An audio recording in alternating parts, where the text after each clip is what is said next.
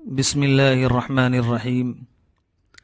Part number 24، audio book اسلام کیا ہے؟ تالیف حضرت مولانا محمد منظور نعمانی نور اللہ مرقدہ۔ اس کتاب میں حضرت نے اسلام کو جاننے اور سمجھنے کے لیے 20 سبق لکھے ہیں۔ اس کا 9واں سبق ہے اچھے اخلاق اور عمدہ صفات۔ اچھے اخلاق اور اوصاف کی تعلیم بھی اسلام کی بنیادی تعلیمات میں سے ہے، اور لوگوں کی اخلاقی اور روحانی اصلاح اور درستی ان خاص مقاصد میں سے ہے جن کے پورا کرنے کے لیے رسول اللہ صلی اللہ علیہ وسلم نبی بنا کر بھیجے گئے تھے۔ خود حضور صلی اللہ علیہ وسلم کا ارشاد ہے، میں اللہ کی طرف سے اس لیے بھیجا گیا ہوں کہ عمدہ اخلاق کی تعلیم دوں اور انہیں مرتبہ کمال تک پہنچاؤں۔ اچھے اخلاق کی فضیلت اور اہمیت۔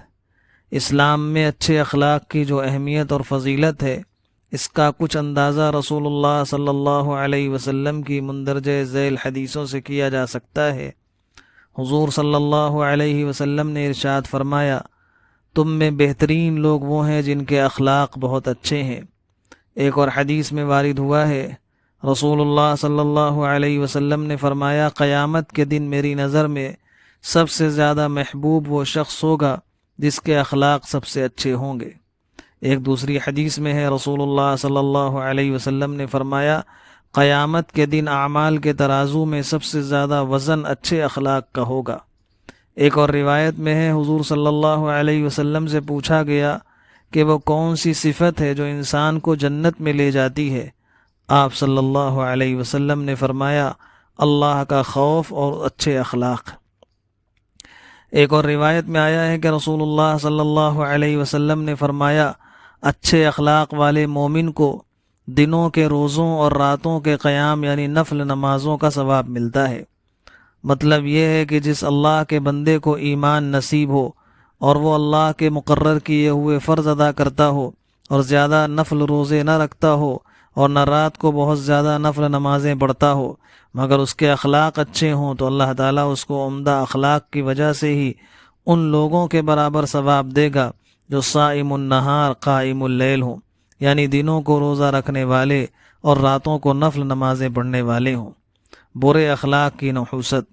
جس طرح حضور صلی اللہ علیہ وسلم نے اچھے اخلاق کی یہ فضیلتیں بیان فرمائی ہیں، اسی طرح برے اخلاق کی نحوست سے بھی آپ صلی اللہ علیہ وسلم نے ہم کو خبردار کیا۔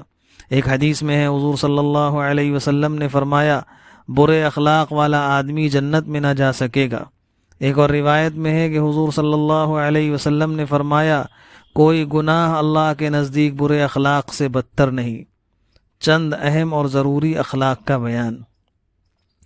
یوں تو قرآن و حدیث میں تمام اچھے اخلاق اور عمدہ روحانی صفات کی تعلیم دی گئی ہے، اور سب برے اخلاق اور بری عادات سے بچنے کی تاکید فرمائی گئی ہے، لیکن ہم یہاں اسلام کی صرف ضروری اور بنیادی درجے کی چند اخلاقی ہدایتوں کا ذکر کرتے ہیں جن کے بغیر کوئی شخص سچا مومن اور مسلم نہیں ہو سکتا۔